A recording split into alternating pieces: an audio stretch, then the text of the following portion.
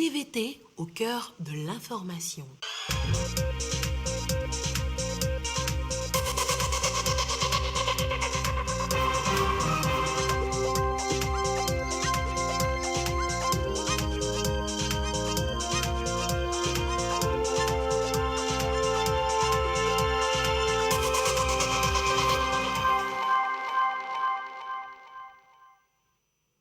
Mesdames, Messieurs, bonsoir. Plaisir de vous retrouver au sommaire de cette édition. La lutte contre le cancer du sein, le combat au Togo prend d'autres dimensions. En témoignent les actions sur le terrain de groupes organisés. Nous serons à Ketao pour suivre l'association Femmes sans cancer. Le greffe de rein du porc, c'est possible chez les humains. Un succès mondial, une première qui donne déjà de l'espoir aux milliers de patients en attente de greffe. Nous serons à New York pour découvrir ensemble ce groupe de médecins. Nous allons marquer une pause à la tour de contrôle de l'aéroport international Gnassingbé Yadema, histoire de voir de plus près le travail au quotidien des contrôleurs aériens. Ce sera le gros format de cette édition. Nous sommes sur ce plateau avec le président de la Cour suprême, président du Conseil supérieur de la magistrature, Abdoulaye Yaya, qui aura une annonce importante à faire passer. Monsieur le Président, bonsoir. Bonsoir. Merci de faire le journal avec nous. Merci. Voilà le décor ainsi planté. Bienvenue dans ce journal. Depuis hier à Lomé, le débat était consacré sur la promotion de la jeune fille et de l'équité genre. Et c'était bien sûr à la faveur du 4e sommet mondial des filles. Les plus concernées ont porté haut leur voix et d'importantes décisions sont prises pour faire de la jeune fille celle de la génération égalité. Nous reviendrons sur le sujet dans le courant de cette édition. Mois d'octobre, mois par excellence dédié à la lutte contre le cancer du sein à travers le monde. Au Togo, vous allez le voir, les associations engagées dans la lutte sont sur le terrain pour sensibiliser les femmes et lancer dans la foulée un appel au diagnostic. C'est le cas ici de l'association Espérance Vie Nouvelle et associée. Le point avec Marie-Thérèse Nabé des commentaires. Yasmine Kotia. Pour la 13e édition d'Octobre Rose, la Ligue togolaise de lutte contre le cancer du sein lance un appel aux femmes, celui de participer massivement à la campagne de dépistage du cancer de sein. L'année dernière, 314 femmes sont décédées de ce mal au Togo. Malgré le Covid-19, n'oublie pas la lutte contre le cancer du sein, un thème qui engage. Nous marquons cette activité par une conférence débat pour faire le point de ce qu'on a pu mener comme lutte et qui donne le ton des activités d'Octobre Rose par un lancement officiel donnant droit à une campagne de dépistage permettant à la femme d'aller se faire dépister à moindre coût. Pour se faire dépister du cancer de sein, des centres hospitaliers et cliniques partenaires de l'association Espérance et Vie Nouvelle sont ouverts, mais il faut réunir un certain nombre de conditions. Le dépistage précoce par mammographie est maintenant rentré dans les mœurs. Avec nos associations, nous avons été l'éveil, la promotion dans la lutte contre le cancer pour que les gens puissent prendre conscience de cette réalité qu'est le cancer aujourd'hui. Il y aura des campagnes de dépistage qui vont s'étaler sur un mois. Le cancer de sein est une affaire de tous. L'engagement de chacun dans la lutte contre ce mal peut être vital. Plus un cancer est détecté tôt, plus les chances de guérison sont importantes.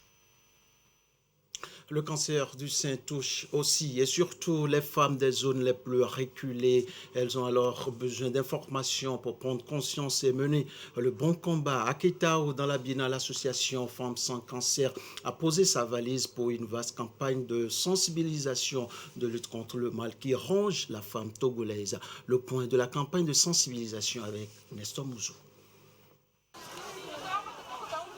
Jour de marché à Ketao. Ce marché s'anime chaque mercredi. Il est considéré comme l'un des plus grands dans la partie septentrionale du pays, parce qu'étant fréquenté par des vendeurs et acheteurs venant des pays voisins. Eu égard à l'affluence qui le caractérise, l'association Femmes sans cancer l'a ciblé pour une activité de sensibilisation. La sensibilisation porte sur le cancer du sein. C'est pour amener les femmes à déceler tôt la maladie et se faire traiter pour éviter le pire. Nous sommes là au marché pour transmettre aux revendeuses qu'il faut s'auto-examiner les seins régulièrement. L'essentiel, c'est de palper les seins pour voir s'il y a une boule. Et là, le sein, c'est tout ça. Il faut palper toute cette partie-là et changer de sein. Alors, on leur conseille, à chaque fois qu'elles constatent un changement au niveau d'un de leurs seins, de ne pas hésiter à aller consulter le médecin ou la sage-femme.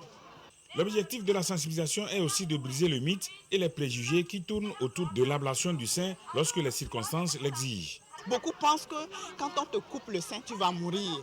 Et donc ça fait que les femmes ont peur. Il y en a qui vont tôt voir le médecin, mais une fois qu'on leur propose l'ablation, elles disparaissent. Elles reviennent quand c'est tard, on leur fait l'ablation, elles meurent et ça confirme ces préjugés-là. Alors j'exhorte les femmes à accepter donc l'ablation des seins. Cette activité de sensibilisation à Ketao sur le cancer du sein de l'association Femmes sans cancer a pu se réaliser grâce à la fondation Tom Fay. L'association Femmes sans cancer compte mener la même activité dans les marchés de Hanoukope à Lomé, de Tchévier, de Sokodé, de Kara, de Dapaon et de Saint-Cassé, et ceci par rapport à son programme dénommé Octobre Rose, qui est une campagne annuelle de communication qui prend en compte non seulement la sensibilisation, mais aussi le plaidoyer pour mobiliser les fonds pour les recherches sur le cancer du sein. Au chapitre toujours santé de cette édition, nous évoquons maintenant le greffe de rein de porc sur les humains. Un succès de la médecine, une première mondiale, un espoir pour les patients en attente pour le greffe de rein. La découverte est faite par une équipe de médecins américains. Reportage avec nos confrères de France 24. Un rein de cochon greffé sur une patiente humaine en état de mort cérébrale. Une première mondiale réalisée par l'équipe du Langone Health à New York. Pendant près de 2 jours, le corps de la patiente et le rein de cochon ont parfaitement fonctionné ensemble. Pendant les 54 heures où nous avons mené l'étude, le rein a parfaitement fonctionné. Exactement comme on l'aurait attendu d'un rein provenant d'un donneur humain. Un espoir pour les 90 000 patients en attente de greffe de rein aux États-Unis. Selon certains chercheurs, la greffe de l'animal vers l'humain pourrait devenir une opération courante. Cela montre que nous sommes sur la bonne voie et que le succès est pour un avenir proche et non pas dans des décennies comme c'était le cas dans le passé. Mais pour que l'organe ne soit pas rejeté par le corps humain, il est génétiquement modifié. De nombreuses questions éthiques se posent. La principale, accepte-t-on de greffer un organe animal sur un humain ? Nous devons nous poser des questions difficiles sur ce que cela signifie de développer volontairement des organes chez les porcs. Pour l'heure, la greffe de l'animal vers l'humain reste expérimentale. Nous poursuivons cette édition avec notre invité sur le plateau. Sa dernière sortie dans la presse a fait un grand bruit avec des déclarations sur la crise du foncier au Togo et en première ligne les magistrats. Ce soir, nous recevons dans le 20h le président de la Cour suprême du Togo, président du Conseil supérieur de la magistrature, Abdoulaye Yaya. Monsieur le Président, bonsoir. Vous êtes là ce soir pour une annonce importante. Nous sommes à l'écoute et les téléspectateurs aussi. Merci. Nous avons en effet une annonce à adresser à la population justiciable de notre cher pays. Cette annonce a rapport avec sa quiétude,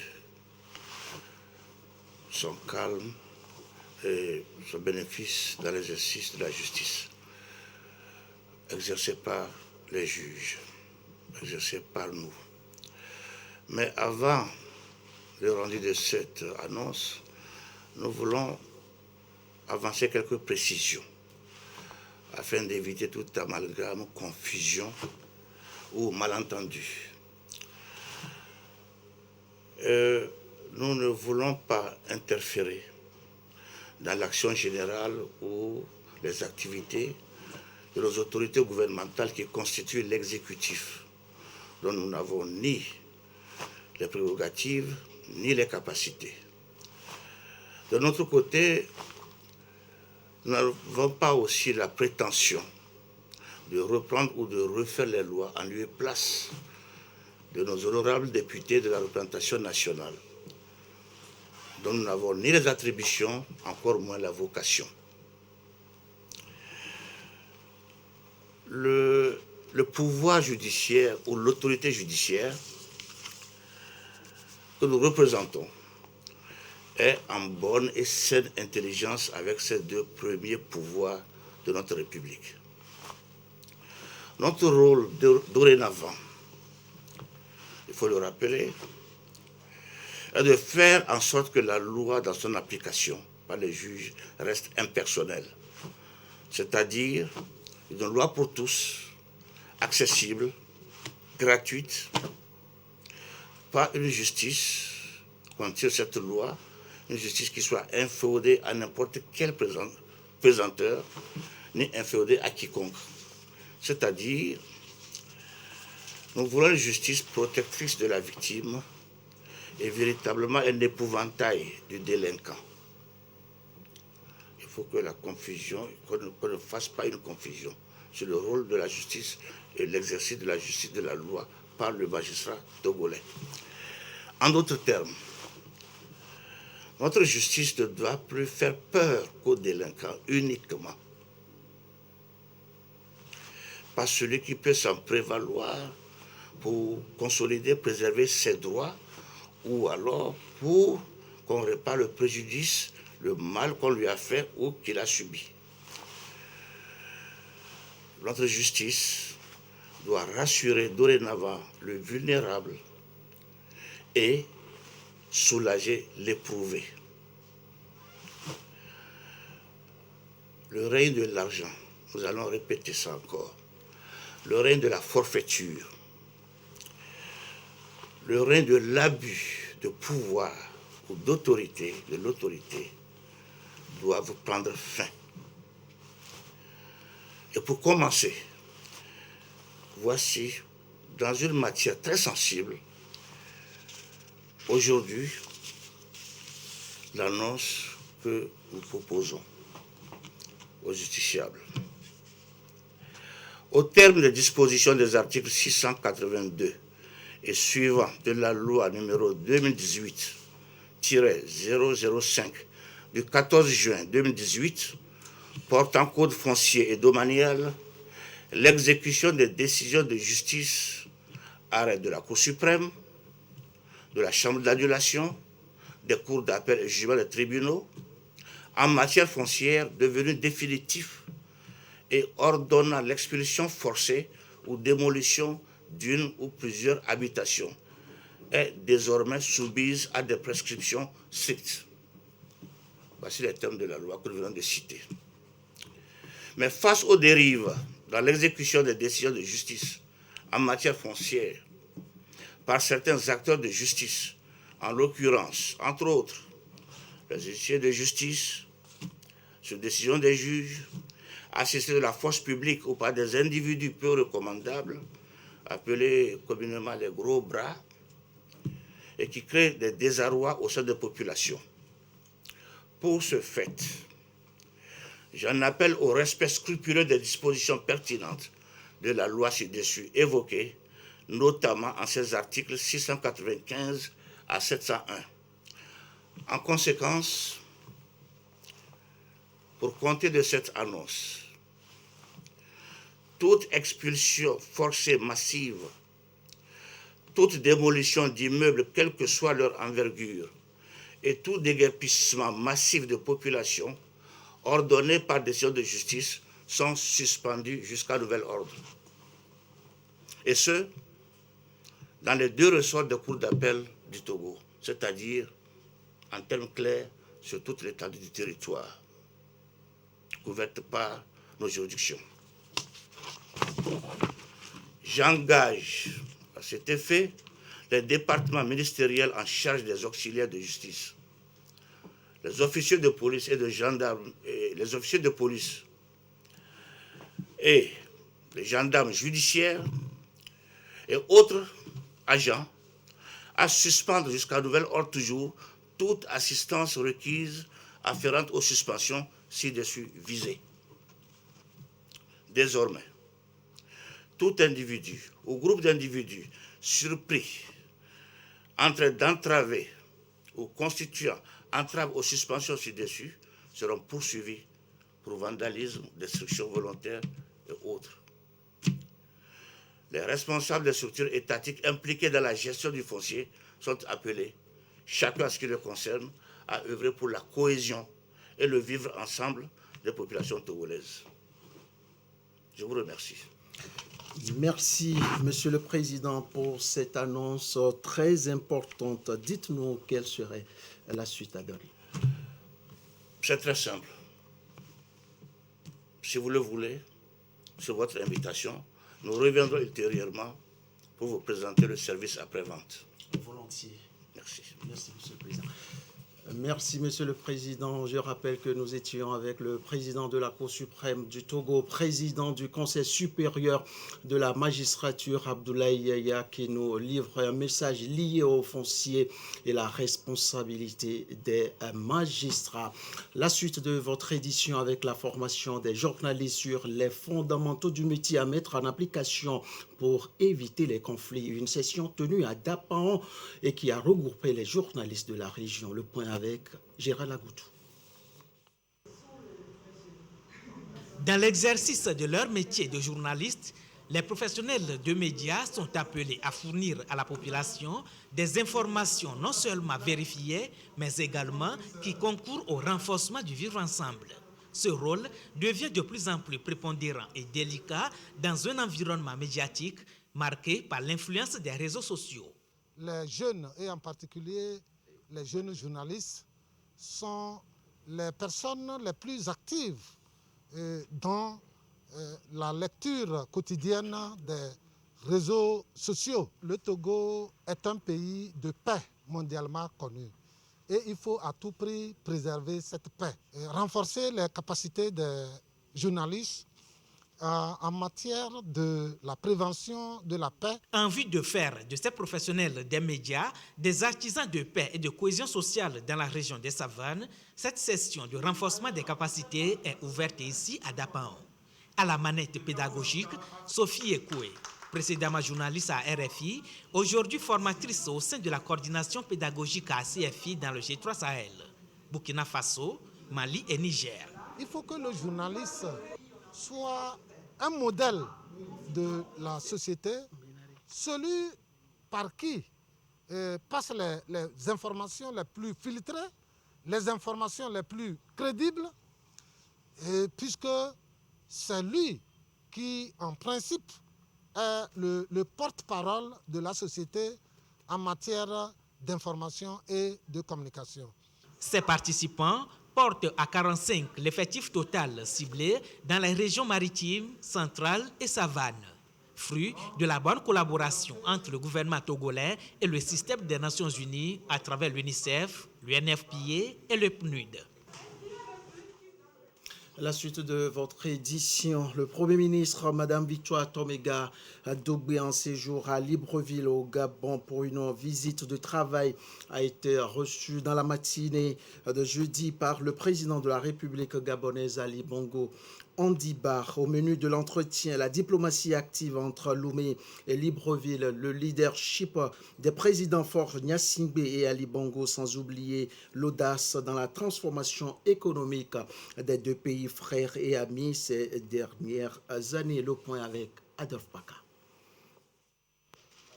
La convergence des relations bilatérales et des politiques de développement durable et d'inclusion menées sous le leadership des deux chefs d'État, Faure Gnassingbé du Togo et Ali Bongo Ondimba du Gabon, sont les points essentiels évoqués lors de l'entrevue entre Madame le Premier ministre Victoire Tomega Dogbe et le président de la République gabonaise. Il y a des relations très anciennes, profondes, qui existent entre les deux pays, le Togo et le Gabon. Et c'est des relations qui sont bien entretenues par les deux chefs d'État qui se concertent très souvent. Et ils ont souhaité que les deux premiers ministres aussi puissent leur emboîter le pas et qu'elles se concertent aussi. Et donc nous avons saisi l'occasion de cette audience pour non seulement transmettre les salutations fraternelles du président Faure au président Ali Bongo, mais aussi saluer les performances économiques du Gabon, toutes ces dernières années et dire au président Bongo que c'est dû à son leadership. Madame le Premier ministre a salué les performances économiques gabonaises dont certains aspects ont inspiré le Togo, à l'instar de la PIA, plateforme industrielle d'Atitikopé. Les deux personnalités ont également passé en revue d'autres sujets relatifs à la diversification du partenariat, notamment dans le secteur de l'environnement. J'ai également salué le leadership du président Bongo sur la question du développement durable. Parce qu'on voit très bien que le Gabon a pris les devants. Aujourd'hui, il préside le groupe des négociateurs africains sur le climat. Et c'est des choses qui inspirent énormément. Alors, nous avons pris sur nous de continuer les échanges entre les deux équipes sur des thématiques bien précises. Le développement agricole, la transformation digitale, l'énergie et tout ce qui touche à l'inclusion, notamment la femme. Et le président gabonais nous a prodigué d'utiles conseils, à moi-même ainsi qu'au ministre du Gabon. Et nous continuerons dans cette lancée pour échanger les bonnes pratiques, les expériences et faire profiter nos populations. Prévenir les conflits et garantir la paix durable dans le monde et au Togo. Ce vocable est une fois de plus porté par le ministère togolais des droits de l'homme et les associations engagées à travers une session. Et ils se sont définis d'autres priorités. Le compte-rendu maintenant de la rencontre avec Yasmine Kodia. La quête permanente de la paix, une préoccupation de plus en plus grandissante au regard des climats socio-économiques et politiques instables.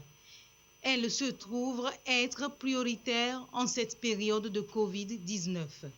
La Journée internationale de la paix est célébrée le 21 septembre dernier. Le Togo l'observe ici en différé. Nous avons convié à cette rencontre les chefs traditionnels, les chefs religieux, les conseillers municipaux du Golfe. Nous allons échanger sur la notion de consolidation de la paix, de prévention et de gestion, de résolution des conflits. Le ministère en charge des droits de l'homme, à travers sa direction de la prévention des conflits, a sensibilisé les acteurs communautaires sur un principe: ensemble pour une paix durable, inclusive, basée sur le genre dans les communes du Togo. Au sortir de cette rencontre de réflexion, qui est un cadre d'échange, nous allons partir avec les bonnes pratiques pour une paix durable, inclusive, basée sur le genre dans nos communes, en fait pour le développement de nos communes. Le thème retenu cette année par les Nations Unies interpelle les acteurs communautaires à plus d'engagement sur la pratique de la tolérance, la cohésion sociale et le vivre ensemble. Dans le reste de l'actualité, le Togo fait bon usage des recommandations issues des assises en 2019 avant l'examen périodique universel sur les droits humains. Tous les acteurs engagés, vous allez les voir, se sont une fois de plus retrouvés pour définir la nouvelle feuille de route. Le point de la rencontre avec Yasmine Kodia. Créer un cadre de concertation et de dialogue entre les parlementaires, les acteurs de la société civile, les institutions étatiques et non étatiques, c'est la préoccupation au centre de cette rencontre. Rencontre qui fait suite aux recommandations formulées à l'endroit du Togo par le Comité des droits de l'homme et le Comité contre la torture en 2019 et 2021. Les participants qui sont les députés et les institutions de la République autour desquelles nous sommes, qu'ils puissent jouer leur rôle. Essayer par exemple de faire le suivi des recommandations avec l'État du Togo pour savoir en 2019 tel nombre de recommandations a été fait. Nous sommes où aujourd'hui avec ces recommandations? Les députés doivent être comme l'œil du peuple et rappeler régulièrement ces recommandations à l'État du Togo pour que l'État puisse suivre ces recommandations et les mettre en œuvre pour le bien de nous tous. Il s'agit ici de doter le Togo d'une loi de protection des défenseurs des droits humains. Mais bien avant, chaque partie prenante doit y mettre du sien. Les Nations Unies, au regard des textes dont ils disposent, analysent un peu la situation des droits de l'homme dans le pays. Sur la question de la torture, sur la question de l'espace civique, notamment la liberté d'expression, la liberté de manifestation, les questions d'emprisonnement, les questions de droit du peuple à choisir ses dirigeants. Donc sur toutes ces questions-là, régulièrement, les Nations Unies interpellent notre État. Et il n'y a pas que l'interpellation qui est faite. Il y a des recommandations qui sont formulées. La rencontre de ce jour vise aussi et surtout à améliorer le passage du Togo à l'examen périodique universel EPU en janvier 2022. La suite avec ces communiqués. Depuis quelque temps, des individus se passant pour des magistrats, greffiers ou autres acteurs de la justice invitent par téléphone des personnes dont les causes sont pendantes par devant les juridictions à effectuer des paiements par voie électronique pour un traitement soi-disant bienfaisant de leur dossier dont ils auraient la charge. Le garde des Sceaux, ministre de la Justice et de la Législation, rappelle que le traitement d'une affaire de quelque nature que ce soit, pénale, civile, commerciale ou sociale, par les services de la justice n'est subordonné à aucune transaction directe entre justiciables et acteurs judiciaires. En conséquence, le ministre met en garde tous ceux qui s'adonnent à de telles pratiques qui ne sont rien d'autre que de l'escroquerie et de l'extorsion de fonds. Aussi invite-t-il les justiciables à rester vigilants en évitant d'accéder à des sollicitations opportunistes de toutes les personnes les invitant à leur verser des sommes d'argent en prétextant d'une quelconque assistance judiciaire. Tout paiement de fonds effectué dans les circonstances ci-dessus décrites l'est au risque et péril de son auteur et n'engage en rien la responsabilité de l'administration judiciaire. Communiqué signé par le ministre de la Justice et de la Législation, Kokovi Egbe et Tognon. Je vous donne maintenant la situation de la pandémie au nouveau coronavirus au Togo. À ce jour du vendredi 22 octobre 2021, et la situation se présente comme suit. Le nombre de cas confirmés est de 25 967, 17 nouveaux cas depuis hier. Le nombre de personnes guéries est de 25 440, 17 nouveaux guéris depuis hier. Le nombre de cas actifs est de 287 et le nombre de décès est de 240. Situation rendue publique ce jour par le ministre en charge de la Santé, professeur Moustapha Mijiawa. L'actualité ce soir, c'est aussi cette signature entre l'Université de Lomé et le Hele Business School, une coopération pour développer et promouvoir l'entrepreneuriat, les politiques d'innovation et le commerce international chez l'étudiant. Savoir davantage sur cette signature d'entente cadre avec Abouza Dadja et Ramdan Bassina. L'Université de Lomé fait de la coopération une priorité. L'entente cadre de coopération paraphée ici entre l'Université de Lomé et Henley Business School du Royaume-Uni en est une illustration. Un accord qui scelle la création de l'Institut Afrique-Europe de l'innovation et des métiers au sein de l'Université de Lomé. Le but est d'accentuer la production académique du savoir-faire, favoriser la création des métiers et inciter à l'entrepreneuriat. Avec le savoir-faire de NA Business School en entrepreneuriat, en développement personnel, mais aussi la compréhension des enjeux géopolitiques, tout particulièrement dans le contexte des nouveaux accords de commerce, avec l'excellence académique de l'Université de Lomé, sa puissance pluridisciplinaire, il y a moyen de bâtir un catalyseur économique qui allie production de savoirs originaux et déverrouillage de l'entrepreneuriat des jeunes. Face aux nouveaux enjeux de l'heure et l'exigence des marchés, il faut innover et trouver des réponses adéquates. L'Université de Lomé n'entend pas rater cette opportunité qui s'offre à elle. Il y a de nouveaux métiers, on parle d'innovation et l'Afrique doit être au rendez-vous de ces enjeux. Ce partenariat est une forme de stratégie. Les formations qui seront offertes sont celles-là qui vont participer au développement de notre pays, entre autres d'ailleurs. Donc il y a beaucoup de choses qui vont se faire pour donner un nouvel élan à notre politique économique. Cette entente cadre entre l'Université de Lomé et Henley Business School du Royaume-Uni aura une durée de 5 ans renouvelable. La suite de votre édition avec ce communiqué. La Direction générale de l'action sanitaire du ministère de la Santé, de l'Hygiène publique et de l'accès universel aux soins a été saisie du décès de Madame Lene Ornella, admise au centre de santé de Lomé dans la nuit du 8 au 9 octobre 2021 pour l'accouchement d'une grossesse à terme. Tout en réitérant ses sincères condoléances et ses profonds regrets à la famille éplorée, le directeur général de l'action sanitaire voudrait porter à la connaissance du public qu'un comité d'audit des décès maternels et néonatals a effectué des investigations en vue d'élucider les faits et d'établir d'éventuelles responsabilités. Le rapport de ce comité technique révèle ce qui suit. 1. Le décès de Madame Lene Ornella a été constaté au CHU Sylvanus Olympio suite à une prise en charge inappropriée au centre de santé de Lomé, CMS Wetri-Vikondi. 2. La sage-femme et l'accoucheuse, toutes deux fonctionnaires qui ont reçu la parturiente au centre de santé ont été reconnus coupables de graves fautes techniques et d'un défaut de surveillance ayant conduit à son décès.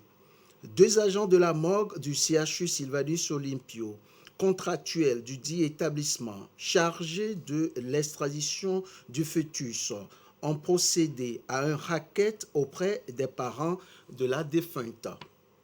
Suite à cette conclusion, les sanctions suivantes ont été infligées aux agents de santé concernés.